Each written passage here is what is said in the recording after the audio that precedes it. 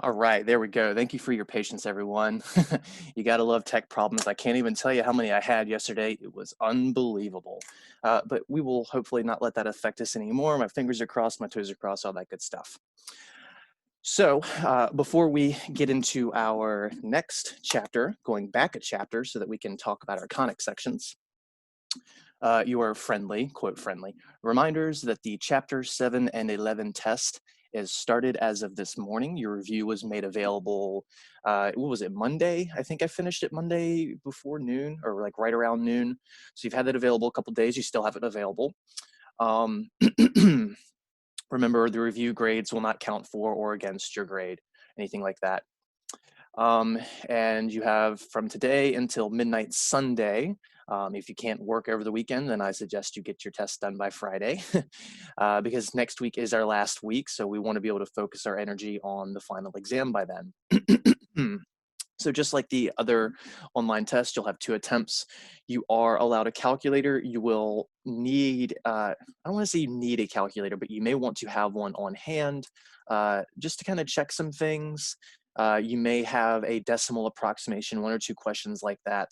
I'm trying to remember off the top of my head if I made one, because I made like 4 tests all in the same pair of days, all kind of at our level. Yeah, I can't remember, but just know that you may have a decimal approximation, so you may need a calculator, but worst case, your computers have built-in calculators. They have scientific modes. You can download that same TI-83 I show you if you just Google TI-83 app. It's a pretty easy download. And homework for those is going to be due the same day. I'm going to give you a little break on this since we are near the end of the semester.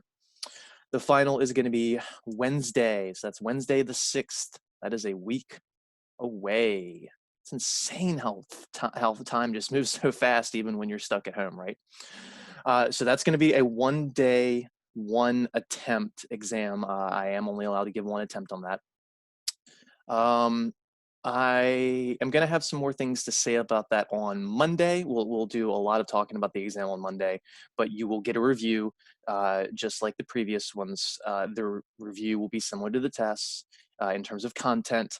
The review, I mean, basically, if you took the reviews from test 1, test 2, and test 3, that's what this review is going to be. In fact, in the past, that's what I would do is just say, hey, go back and open up your previous reviews, start them fresh, and there you go. I may give something a little more refined. I'm still kind of building everything. We're all getting as much done as we can. I know you feel that way. We all do. All right. So if you have any questions on any of those things, please let me know. Email, ask now, whatever. Also, remember that I did send an email reminding you that you received an email because I've got to make sure everybody sees everything right, that your grade requirement or grade change email, I'm probably saying this terribly, whether you want to go with the new or old grading system, you got an email about that. I can't think what the title was off the top of my head. I referenced it in the email I sent you. You do have to respond to that by a certain day. And I am hearing mixed signals on what that day is. I had one faculty member tell me it was the pause for thought. Need to look at a calendar. One faculty member told me it was the 6th for certain classes and the 7th for certain classes, or maybe it was the 7th and the 8th. And then I had a student tell me it was the 10th. So I feel like there's just bad information or, wires are crossed or something like that. So I can't say I officially know what the last day for you to submit your grade type request is. And if you're a dual enrollment student, it's an even more unique situation for you, which you should have received emails about because you're in high school, but also receiving college credit. So again, make sure that you are understanding what's happening, that by default, you are going to get just a pass-fail grade. You either get a passing grade or and I don't even want to say a failing grade. It's a W, like a WC, which means it counts as a withdrawal, but it means you didn't pass the class, which means the same thing as a W. I don't know why they needed the extra letter, probably just because of this special semester. WC for Corona, maybe. I'm sorry, that's probably a bad joke. Someone said something. It says in the next to the form, when you look at it, the class is the 10th on what I saw. And so that's what another student told me. But like I said, I had a faculty member, more than one faculty member, tell me differently. So, you know, when I hear two different things, I don't like to believe one side or the other. I like to do my research to find out which one is true. So I want to hopefully get that data in concrete from somebody, from some administrator. And you know, maybe y'all's data is the right, maybe this faculty member I talked to is right. I'm gonna assume that the email the students got is probably better, because that was in writing and not just word of mouth. But again, I have to take everything with a grain of salt. But either way, by default, you're gonna get a pass-fail grade. If you want an A, B, C, D, F grade, based on your performance in the class, so that you have some GPA from that instead of just getting a passing grade, then you have to submit the form. If you don't submit that form, you will not get A, B, C, D, or F. If you just email me and say, hey, Mr. Beckner, I want to receive that. No, you have to submit the form. I have to have official paperwork for that. Excuse me. So please, please, please know how you want to end this class by the 6th or 7th or 10th. And the really funny thing is we usually have to have final grades in within 24 hours. If we're given the final on the 6th, I can't submit final grades on the 7th if some people are still deciding whether they want an A, B, C, D, or F. So again, hopefully some concrete details on that by Monday. And yeah, yes, Leah, it's a survey to tell if you want the letter grade or not. It should be very, very short and simple. Again, you should have an email from the college. And the email title should be very, very specific, and you should know what it is based on the title. Okay, so let's do this. So with that being said, one more question and we'll get into the new material. Yes. So yeah, you get an email and then the survey link is on Canvas. The email, I think, takes you to Canvas. It's a whole lot of fun. All right. Well, I guess I don't need to remove that. So chapter 10, the parts we study at least, I think there might be a 10.4 that doesn't have to deal with this. The chapter 10, the 3 sections that we study are on what we call conic sections. Now, what I usually do at the beginning of this class is I would go to YouTube and I would pull up a video to help us get a visual aid for conic sections. However, I am going to be posting this on YouTube and I'm going to be recording someone else's content. I'm kind of scared that there's copyright law that I might be infringing, and I don't really want to play with that. So I'm going to suggest that after class, you pull up YouTube and just type in conic sections, maybe demonstration. There might be an extra word to type, conic sections or conic sections demonstration or conic sections basic explanation, something like that. And you will get a nice 3-dimensional video. One of the first 2 or 3 options, the one I always like has a British voice over it, I believe. Or maybe it was a computer voice, a British computer voice, something like that. So I'm just going to give you a very terrible drawing to kind of show you what it goes through instead, so that I don't get sued, because everybody wants that, right? I mean, I'm a teacher. It's not like they're going to have any money to take. Ha ha ha ha. All right. So here is a 2-sided cone. So this is a 3-dimensional shape. This is a cone on top of a cone where they're meeting at a point. So this right here is a singular point. That's the top of the bottom cone and the bottom of the top cone. Imagine you just took 2 ice cream cones, the round, the actual cylindrical cone style, the waffle cone style, that is to say. And you just took their 2 bottom tips and you touched them, so that, you know, if you had ice cream inside of the bottom one, you'd hope that you really jammed it in there so it doesn't fall out and upset your 2-year-old or 3-year-old or whatever. So this is the image that we start with to describe conic sections. And then what we do is we cut this thing with a plane. So we have a two-dimensional flat plane. I don't want to do it that way. And this is really difficult for me to do.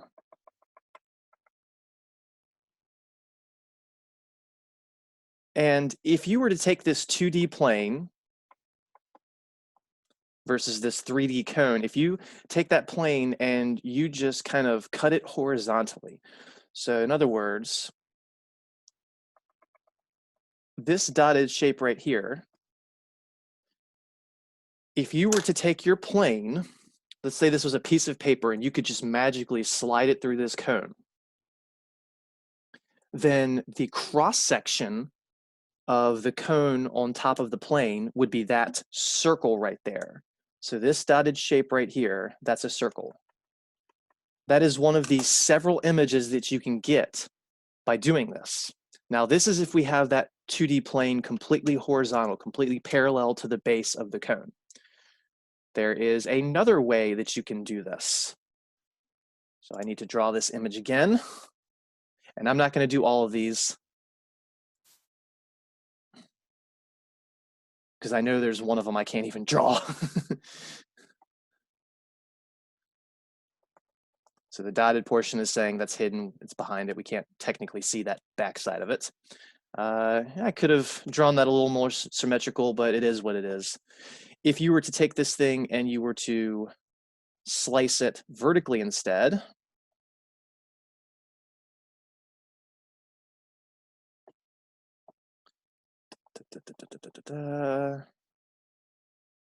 actually the back one is dotted.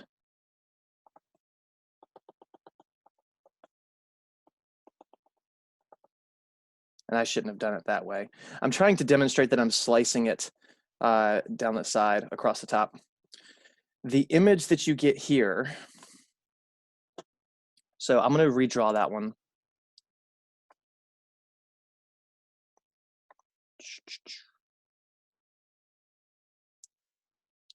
So again, the same demonstration, just from a different angle. So now we're looking at it from the side view. So this is kind of a left view. This will be a side view. So let's take it and do it this way.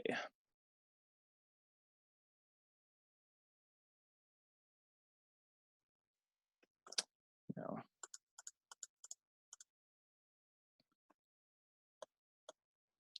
Got it.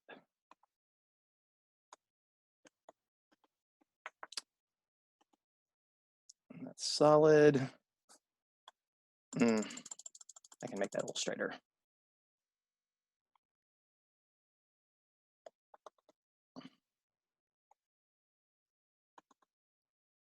I told you I didn't really want to have to draw this. But anyways, the shape that you'd have inside here, from where it's intersecting, end up looking like these. They end up looking like parabolas, and that's exactly what they are. So if you slice it horizontally, you get a circle. If you slice it vertically, you get a parabola. If you were to instead, and I'm not even going to try and draw, like I said, this last one appropriately. The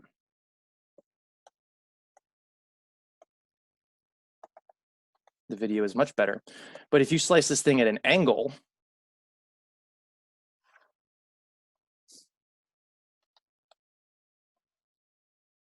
the shape that you get inside would be a hyperbola.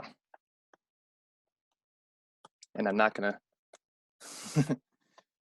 like I said, you really, really, really need to please go and just pull up a video on conic sections demonstrating this. It's gonna be able to do a lot better than I can with a crappy drawing tablet, lack of artistic ability.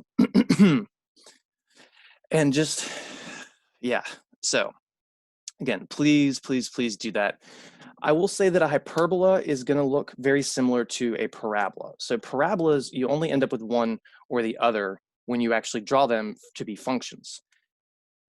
That's what we've always seen in the past, but we don't always have to have that necessarily in math. You can have both top and bottom, but we generally don't.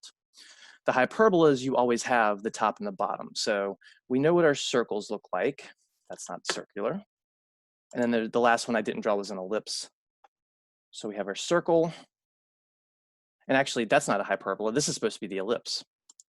Sorry, I'm getting so focused. This is not a hyperbola. This is an ellipse. Obviously. The hyperbola is when you go through at a less angle. It's still if you do it at an angle, but it's if you go at a smaller vertical angle. So if I were to slice it like this, that's how you get the hyperbolas. This is an ellipse. So what's an ellipse? Well, this is a circle. An ellipse is just a circle that's been stretched out. A parabola, we all know that shape. But then a hyperbola kind of looks similar, but they're a little wider generally. And they do have a top and a bottom. Hyperbolas are not necessarily functions. So hyperbola kind of sounds like the word hyperbole, which is to exaggerate, and they honestly have nothing to do with each other. Just like a parabole has nothing to do with a parabola. Gotta love math people, right?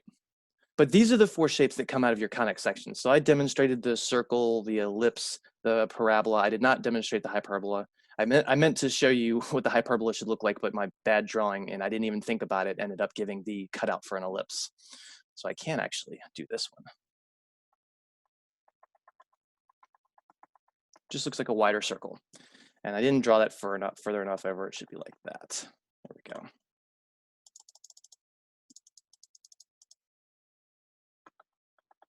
Should be touching the edge of it. There we go. There's our ellipse. Not a hyperbola because we did not slice it the correct way. I said the reason if you slice it vertically, you would go through, not vertically, more vertically, you'd go through two sections of the cone, which is why you end up with the two images. So am I ever going to have you testing or questions on any of this stuff? Absolutely not. This is just a demonstration of where these shapes come from. Now, you've dealt with circles before in math classes. You've definitely dealt with them in Math 161. You've dealt with parabolas in math classes. You definitely dealt with them in Math 161. You've probably seen ellipses, but you may not have seen their equations. And I would actually be surprised if more than 10 or 15% of you have dealt with hyperbolas before, unless you've actually gone through this course or gone through calculus. Hyperbolas are something that, what's the phrase I want to use? I don't know how PC that phrase is. It's not rude or anything. I just don't know if I want to say it on recording. It'd be fine in class, but so it's, you don't see these as much in an introductory calculus class, but what's fascinating is they become extremely relevant in higher calculus and things like partial differential equations and other side topics, numerical analysis. And in fact, you can actually combine the idea of a hyperbola with trigonometric functions, and you get a hyperbolic sine and a hyperbolic cosine and a hyperbolic tangent. And they behave similar, but quite different. So they have features of a hyperbola, they have features of a sine, but they don't have every feature of both of those classifications. That tends to happen when you mix and match things. So this is just that bare introduction showing you where these shapes come from. It's all based on how you would slice this three-dimensional image with a two-dimensional image. So let's get into the first official section, 10.1, the ellipse.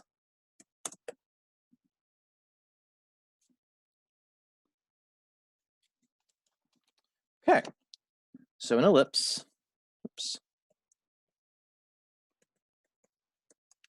is the set of all points in a plane whose sum of the distances to the two fixed points is constant. And I'm going to all caps that word.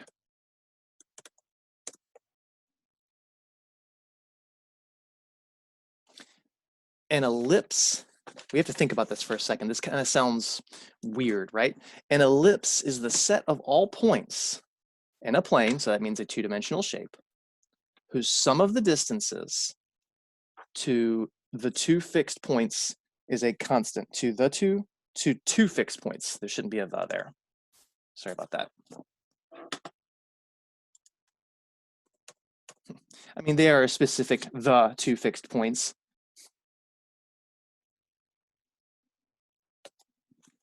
But it doesn't make sense until we explain what they are. So an ellipse is a set of all points in a plane whose sum of the distance to two fixed points is constant. So let's draw an ellipse, and they don't have to be like this. They don't have to be wider, they can be taller, and we will see instances of both. So an ellipse is the set of all points in a plane, so this kind of circular-ish but elongated shape, whose sum of the distances to two fixed points is constant. So we got a fixed point, maybe about here, and a fixed point maybe about here. I'm going to label them F1 and F2 for now. I call them Fs for the first letter of the word they're associated with. And then we have any point on the circle P. So it doesn't have to be this point right here. It could be over here on the far right. It could be the very bottom center. It could be the top left-ish area. This P represents every single point on the ellipse. So we have the distance from this point to F1. That was a terrible looking line. Let me start from here and go up. I tend to be better going left to right. So this would be D1, the distance to F1. This point right here, sorry, this distance right here from P to F2, let's call that D2. No matter where you are on the ellipse, D1 plus D2 is constant. It never changes. So if you're on this point, let's say D1 was 7 and D2 is 3. That would add to 10. That means if you were on this point over here on the far right, then if you don't know the distances, you can at least say that their sum is 10. So maybe you know the distance from F2 to the right is 2. That means the distance from F1 to the right would have to be 8 because 2 plus 8 is 10. Or maybe you're here, right dead center. The distance from F1 to the center would have to be 5. The distance from that bottom center point to F2 would have to be 5 in order to add to 10 because it'd have to be symmetrical. That is the geometrically built ellipse. You can also build ellipses algebraically, but this chapter is dedicated to the geometric experience. So I said earlier that you should have all studied parabolas previously back in Pre-Calc 1 extensively. You learn about their vertices, you learn about maxes and mins, you learn about how to graph them using their intercepts, their x-intercepts, their y-intercepts. You learn how to put them in two different forms. There's actually a third form. It's not in this section, but we'll get to it. And it looks very, very different than what you're probably used to. All right. So now that we know the idea behind an ellipse, let's actually show what the equation for it is. And we're not going to derive the equations in this section. That would be extremely time consuming. So if the major, which we'll call the longer axis, is horizontal, let me underline that.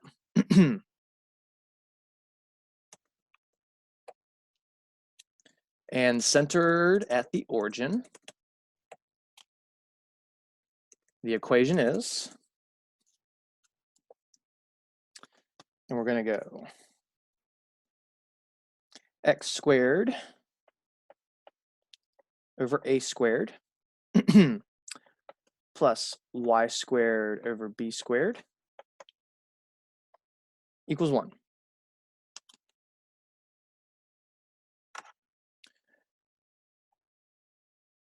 Then there's a little side equation that c squared is equal to a squared minus b squared. So I'm going to have some typing after this to explain what the a, b, and c are. A is the distance to the vertex on the major axis. B is the distance to the edge along the minor axis. That's a lowercase a, not a capital A. Thank you, Word.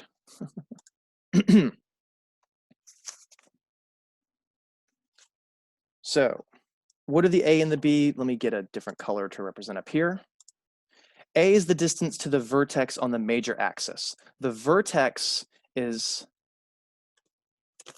the far left and right points in the way we've drawn this up here. These are the vertices. That's the plural of vertex. So this would be V2 and V1, V for vertex. Now, the top and the bottom, we don't really like to call those vertices. That's why I said to the distance to the edge along the minor axis. So in this image, the major axis is horizontal.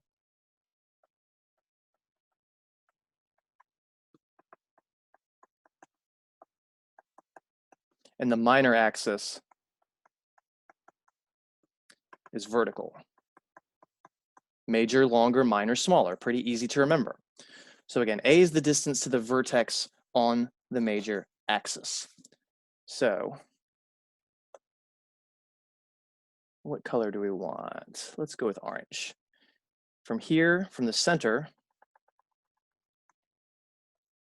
to the vertex, that distance is A. That length is A. From the center to the top or bottom, that distance is B. And again, it works if you draw that down or left. That would be A, going left from the center. This would be B, going down from the center. But what exactly is C? C, lowercase c, thank you word, is used to locate the foci. That's the plural of focus.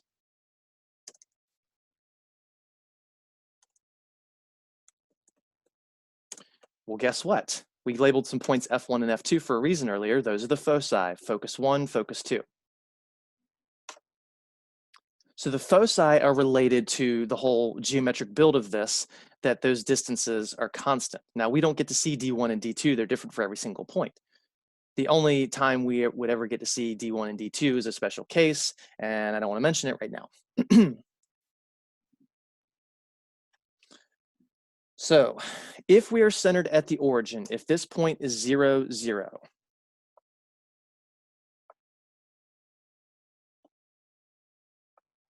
if we're at the origin, so that we can actually use this equation, then the vertices, since we're going left and right A, they would be, actually I'm going to type it down here. The vertices are at negative A, comma 0, and A, comma 0, because we're going left or right by the A. The foci are at negative C, comma 0, and C, comma 0. Copyright. I feel like that's kind of funny since I mentioned that earlier. So C is used to locate the foci. That's the distance from the center to the focal point, one of the two focal points. So again, I'm not saying this distance right here is A, this distance right here is C. What color haven't we used? Gray, dark gray. So I'm going to do it on the left side. This distance right here is C. I know it's a lot of things up there all at once. The D1 and the D2 we will never use moving forward. We just use that concept to build an ellipse. So what's really cool is, and if this was like an elementary class, or even I've seen some high school classes do this, what you can do is you can draw an elliptical shape and you can measure a distance from here to here, and you can poke holes in the focal points, and then you can put pins and you take a string and you make the string taut. And then if you have your pen holding down the string, as long as you trace your pen with the string taut, you end up making an ellipse. So again, you just anchor a string down on 2 points, some distance apart from each other. Then you take your pen, you pull it up so that the string is tight, and then you just start rotating it around clockwise or counterclockwise, keeping it tight, and you end up drawing this shape. Because the length of your string, sorry, I blanked for a second, I had rope in my head. The length of your string is constant, you can't change it. So this was all if the major axis is vertical. If the major axis, I'm sorry, horizontal. If the major axis is horizontal, then you have this setup. So A is going to be the larger number. A has to be bigger than B. A has to be bigger than B in this case. But what about if the major axis is vertical instead, that thing I just accidentally said a minute ago? So I'm not going to show every single detail of this same image. I'll show what's important. So here's a vertical ellipse.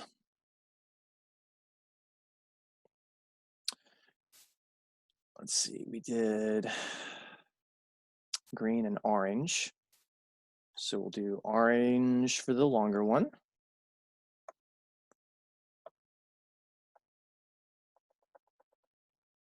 So that distance would be A. I'm not that worried about the colors being consistent. This distance would be B.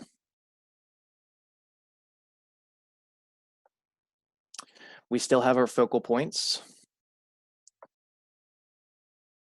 Maybe about here, F1, and here, F2. And the distance, come on, give me my other color. From the center to a focal point is C. Now our major axis is vertical.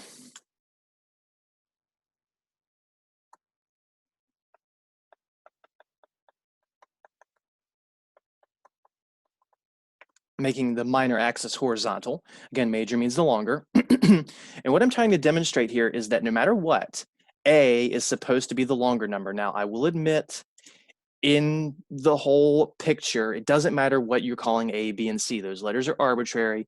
We just like to have them specifically for consistency and setting up examples and everything.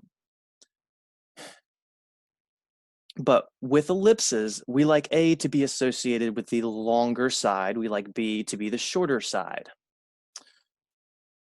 So if, I don't want to do that. If the major axis is vertical, like in this left image, and centered at the origin, the equation is, let's get our black. We're going to have x squared over, now it's b squared, plus y squared over a squared equals 1, where the c squared is the same thing. The only thing that's changed is we swapped the a's and the b's, and honestly, it really doesn't matter what you call them. You could still have this as x squared over a squared plus y squared over b squared, as long as you had the a and the b swapped in the graph. All we are associating is that the bigger number tells you which axis is longer. So if the number under the x squared is bigger, that means that the major axis is horizontal.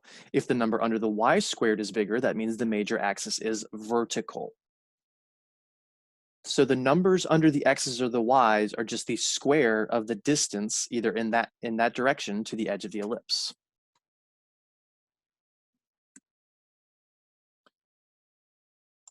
So these are your forms for your ellipses that you have to understand and practice. The c squared aspect is also important. I'm only going to highlight it in one of them. It's the same thing in the other. This is extremely similar to a circle. A circle is x squared plus y squared equals r squared when you're centered at the origin. What's the major difference here? Well, you have a horizontal radius and you have a vertical radius, basically. So that's why we have different radii for the x and the y. So it can't just be a single r squared. So basically this divides by that quote r squared, but now allows them to be different numbers. So if this was a circle, the a squared and the b squared would be the same. You could multiply both sides by that common denominator, just call the a and the b r. So both bottoms are r squared. You multiply both sides by r squared and you get the equation of a circle. So we don't really focus on circles in here because all the circle arguments are the same as what you've seen in previous classes. We focus on the ellipse, the hyperbola, and the parabola, but the parabola done quite differently. And we may not get to all of that like we've said, but we're going to do what we can. All right, so let's try this out finally. Example 1. Identify A, B, and C, the important components of the ellipse, and then graph it. And for A, we're going to have x squared over 49 plus y squared over 36, I believe. Yes, equals 1.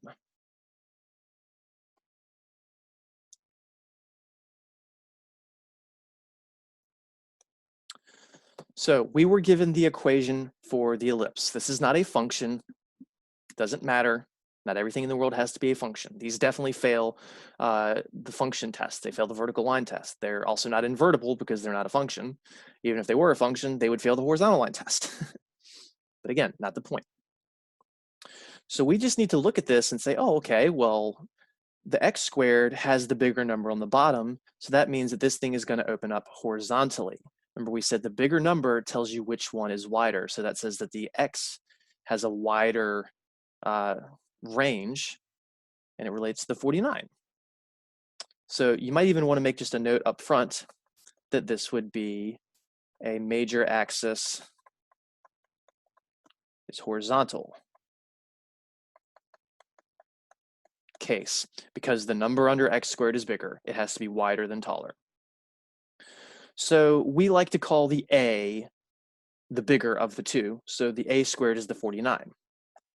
A squared has to be 49 because we're up on this one.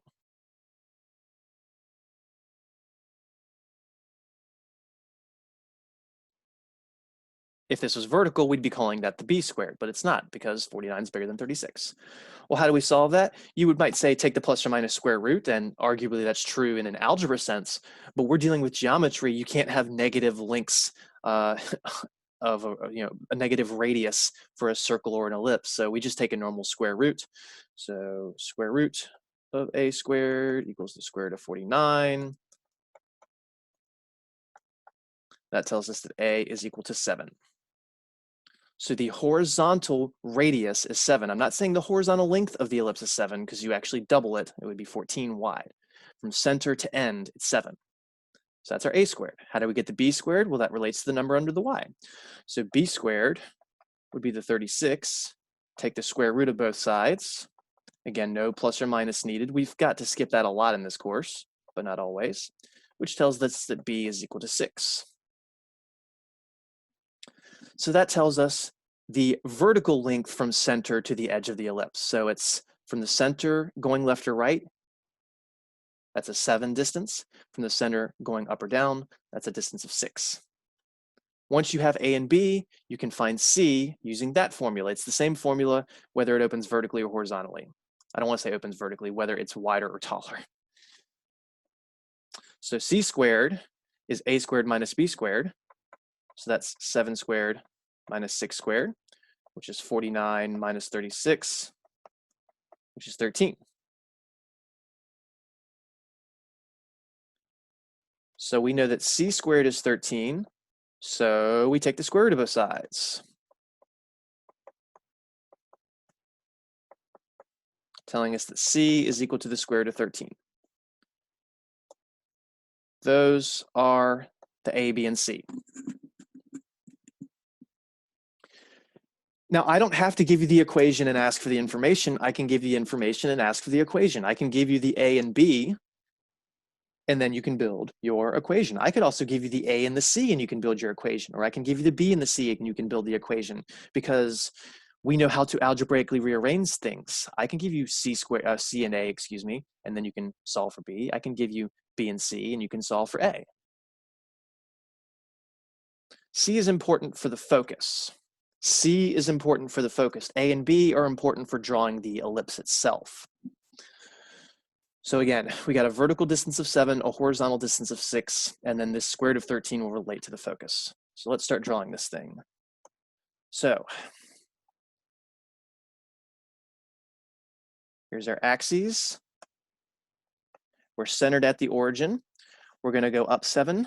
1, 2, 3, 4, 5, 6, 7. We're going to go down 7. 1, 2, 3, 4, 5, 6, 7. We're going to go left and right 6. 1, 2, 3, 4, 5, 6. 1, 2, 3, 4, 5, 6. And those will be the points of our vertices, which are the top and bottom, and then just the outer points along the minor axis. Some people will call them vertices. It's kind of a misconception to do that. I wouldn't care. I may or may not have called them, just minor vertices. I kind of like calling them that, but it's an unofficial name. And then you just make a circular-like shape formed out of those points, but not exactly a circle. It will be a little stretched in one direction. Come on, Rodney, you can do it. You can do it. Oh, that was going to be bad. Not too terrible, not too terrible. So there's our ellipse. But that is not all we want. When we're drawing our ellipse, we want to describe the foci as well, the focal points, those 2 points that if you anchored a string with, you could actually draw the ellipse if you had that string the appropriate length. So the focal points relate to the C. So let's just go and label our vertices. So the vertices, that was the 0, 7, that's the top point, and 0, -7. Now you might say, well, hold on, Mr. Beckner, back up here, you said the vertices were at the plus or minus, or the A goes in the first spot. That was for the horizontal. I didn't actually write all this out for the vertical one.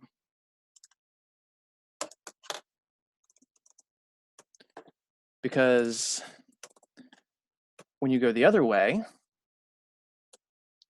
you swap X and Y coordinates.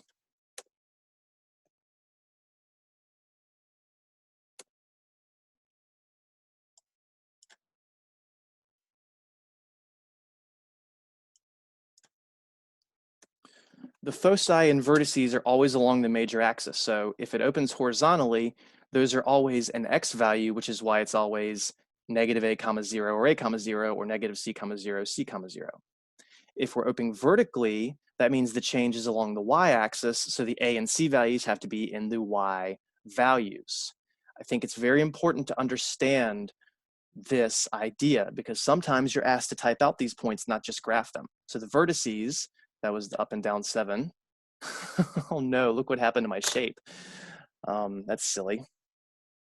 If I hit enter enough, will it fix it? Yes, it will. Okay. I want to do it here though. There we go. Okay, back to the problem. So we said our vertices are the top and bottom points, the ones along the major axis. The foci, again, have to be along that same axis. So it has to be 0, something and 0, something. Well, the something is the plus or minus of the C. So one of them is at 0, square root of 13. One of them is at 0, -square root of 13. Where exactly is square root of 13 up here? Well, square root of 9 is 3, square root of 16 is 4, so it's somewhere between 3 and 4. If you want a better approximation, then you can pull out a calculator. My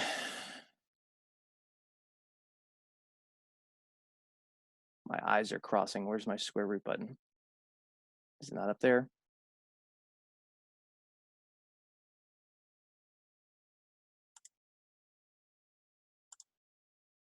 That's weird that it wasn't on that one, or I just wasn't seeing it. All right, so square root of 13.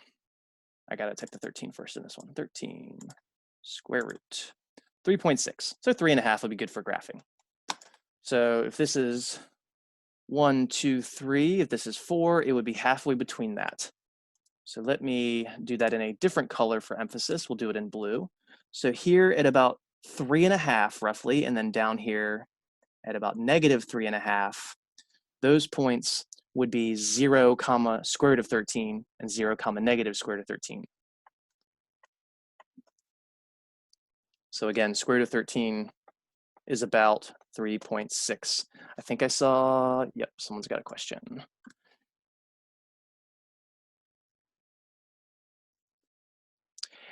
A is based on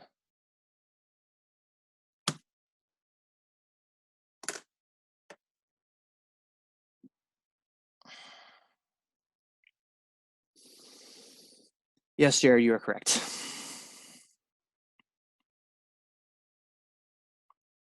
I am so sorry. It's been a really weird morning. I even said it was horizontal up here, and then for some reason I just swapped these numbers. All right, so what all do we have correct? We said the major axis was horizontal. We got our A's and B's right. We got our C's right. The only thing I did wrong is I drew it vertically instead of horizontally. So I need to erase the image. I'm really sorry about that.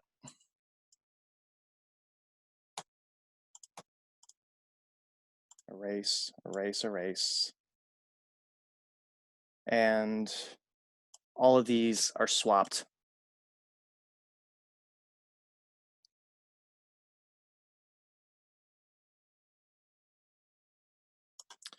Let's try again. -5 for your teacher.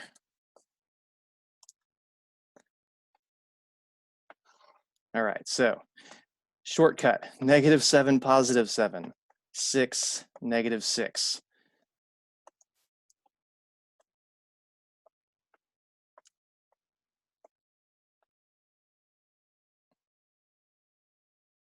This should be wider than it is taller because it opens, not opens, that's a bad habit I have of saying it opens horizontally. It's wider than it is taller.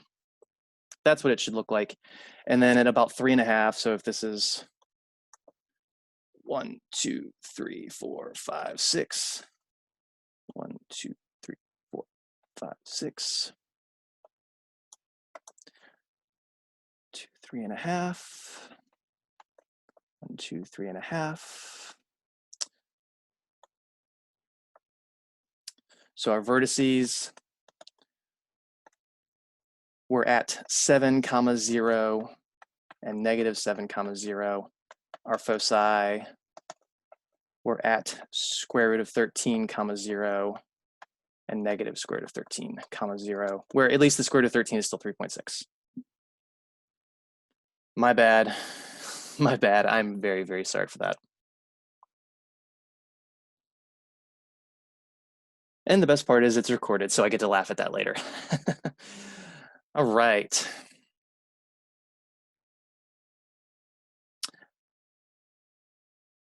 I'm trying to decide. I actually want to make a memo about that because that was such a more significant mistake. I want to make a memo in the YouTube notes for that. So I'm writing something down to remind myself. Give me a hot second.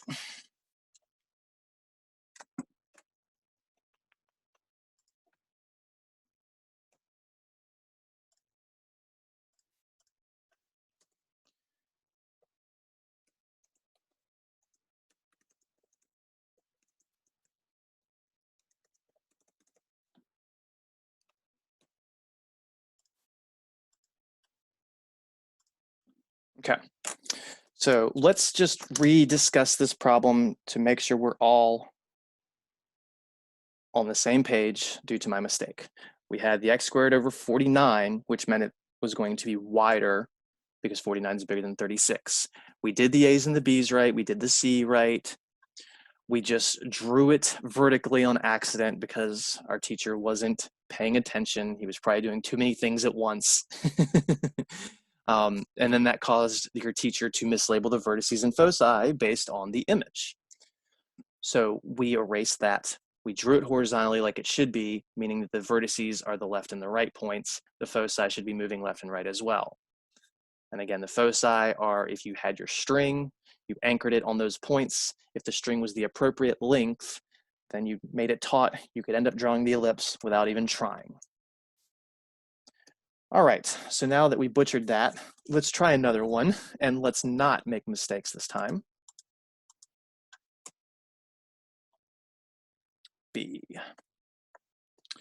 And we're gonna do x² over 4 plus y² over 9 is equal to 1.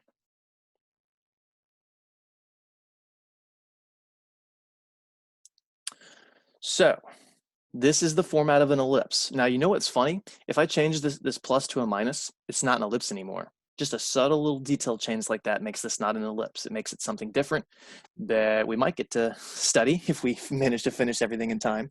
I'm probably just going to do kind of a quicker summary next class. I'm going to skip the more complicated problems where we're not centered at the origin. It changes things quite dynamically. And they're fascinating problems. They're very, very useful. But I just want to get the bare essentials in terms of the topic. So the y squared has the bigger number, which means this is going to open vertically, and we'll make sure to draw this one opening vertically. And when I say open vertically, I mean it's taller than it is wider. That open is kind of a misconception.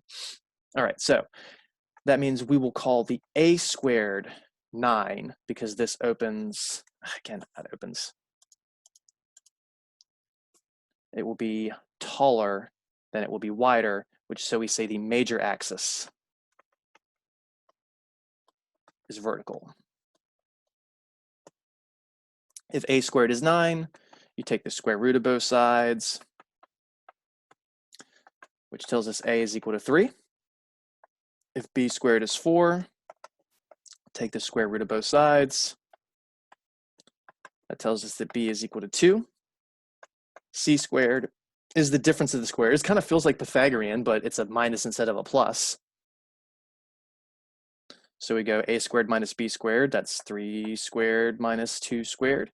Some people skip writing it this way because you already know what the squared numbers are, 9 and 4. That's perfectly fine.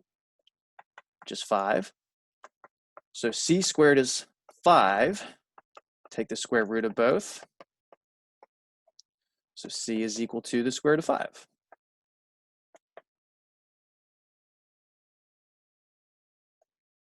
So we got the a, b, and c.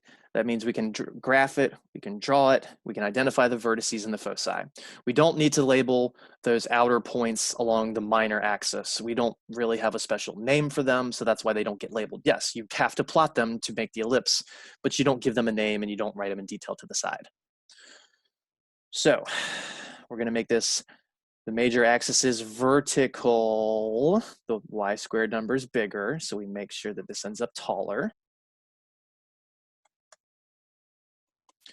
1, 2, 3. 1, 2. 1, 2, 3. 1, 2. So we got the vertices at the top and bottom. That's the 3 and the negative 3. We have the vertices along the minor axis, if you will. Again, no official point, but that's just kind of what I always called them. There we go. And then you connect them in a circular-like shape, but elongated, so it's elliptical.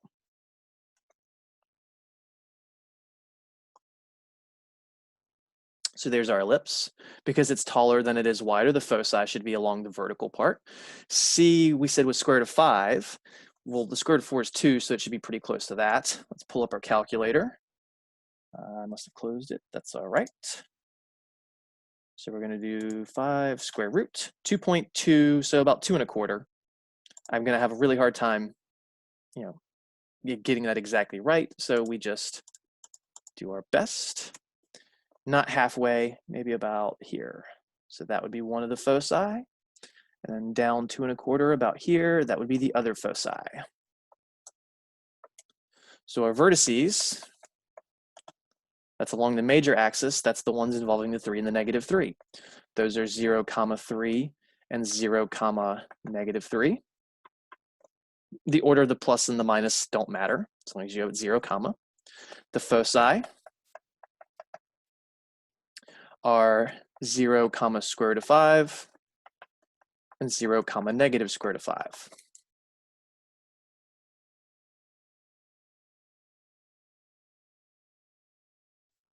And there we go. No mistakes in this one, I promise.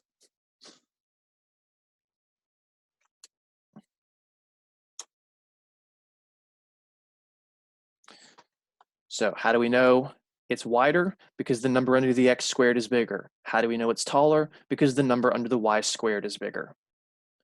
We tend to call the a the bigger number. Is it mandatory? No. It just changes. The c squared would then be b squared minus a squared if the b was bigger. In fact, because of the squaring, You could argue it doesn't matter, but it would end up, you might end up having an imaginary number somewhere if you do them backwards. And by might, I mean you definitely would if you're paying attention. All right, I'm not going to be able to fit another one here. So let's do C here. Probably our last example for the day. We did that one, we did that one. Let's go x squared. No. 25x squared plus 16y squared equals 400. I was about to forget my 25. And you go, well, what is this? You said these things had to be x squared over a number squared plus b squared over a number squared equals 1. I don't see any denominators, and that right side is definitely not a 1. This isn't an ellipse. You're crazy, right? Wrong. Well, I mean, I'm crazy, but this is an ellipse. But it doesn't look like it. So we need to rearrange things to make this look like it. Now, the main issue with an ellipse is that the variable terms are positive and on the same side, and that the other side is just a 1. We can make this a 1. Now you might say, we'll subtract 399 on both sides. Okay, but then you got a minus 399 on the other side, and these numbers in front of the x squared and the y squared, that just doesn't seem to fly. So instead of trying to move this by subtraction, let's try and move it by division. So let's divide both sides, aka all terms, by 400. This is a very common technique. So we'll divide this by 400. We'll divide this by 400. Whatever I do to the left side, I'm doing the right side. And with division, you'd have to do it to all terms. And then the cool thing is all of these fractions are reducible now. 25 and 400 are going to reduce. 400 divided by 25 is 16. So this becomes x squared over 16. That looks a little more familiar. 400 will divide 16 perfectly, and it's 25. 400 divided by 16 is 25. I'll leave you to prove that if you need to see it. So those fractions reduce the tops completely, but the bottoms are 16 and 25 equals, and I hope you know 400 divided by 400 is 1. That was the whole point. Boom, we have the form of an ellipse. And now we can tell whether it's wider or taller. The y squared has the bigger number, so that says that the major axis is vertical. It will be taller than wider. So we'll call the a squared the 25. Taking the square root of both of those, you get a equals 5. I think I can skip showing that work a little bit. The b squared would be the 16. Take the square root of both sides, and you'll get that b is 4.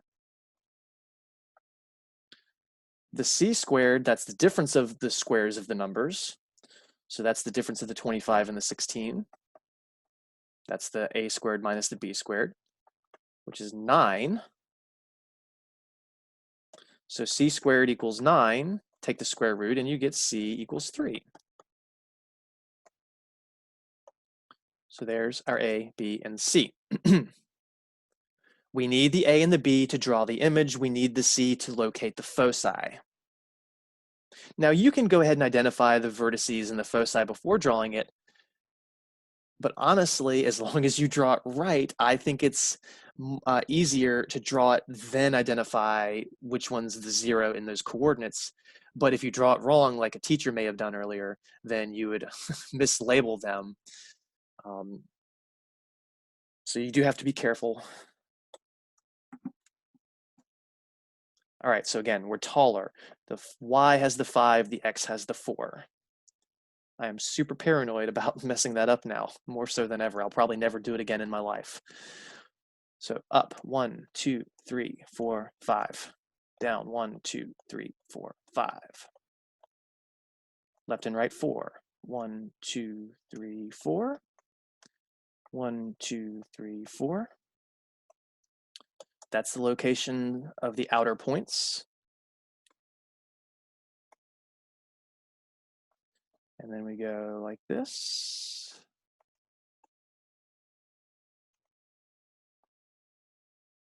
As best as your teacher can do.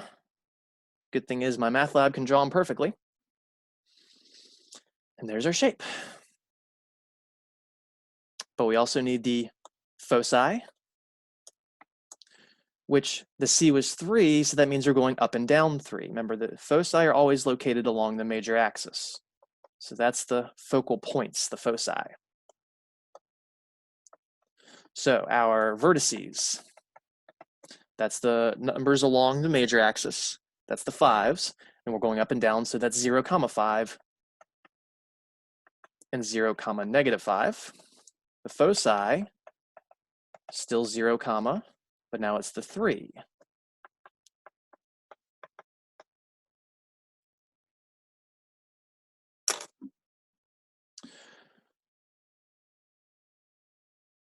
And there we go.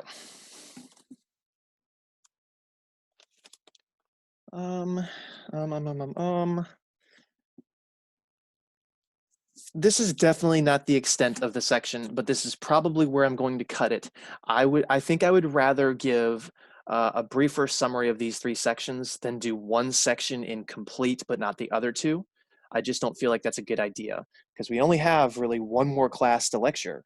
Monday is our last lecture. Can you believe that? And I will be lecturing since the reviews are all digital and everything. So again, on next class, we'll really quickly kind of talk about the hyperbola and the parabola. The test questions on the final exam involving this would be no more difficult than what we've done in the class. If you go to the homework problems, those are going to be above and beyond. I really don't even want to say this. I'm going to exempt chapter 10 homework from your grade. I don't want to have to remove all of the problems that should really be in there and just give you the 2 or 3 simple ones. So find the simple ones, make sure you understand how to do them, the ones that were like these 3 examples. You don't have to do any of the rest. If you really want to go above and beyond, you can try and study it on your own. But these things don't have to be centered at the origin. You can have a center here, and then your ellipse, if it opens, I keep saying that. Again, bad habit of mine. If it has a major axis that's horizontal, it would look like this. So then these points, the foci and the vertices, I said them backwards, but that was unintentional. The vertices and foci, they're not just the values of A and C. They're going to have shifts involved, which again, just complicates things a little bit. And you can be given equations that are not necessarily in the appropriate format, and you have to complete the square to get them in the appropriate format. So these problems can become much more challenging, but again, in terms of what will be on the final, I'm not going to do any of the complicated ones. They'll be like example 1, A, B, or C for an ellipse, and anything hyperbola or parabola, again, very simple. I'm not going to give you a lot. I mean, I'm thinking 1, maybe 2 questions on the final involving this.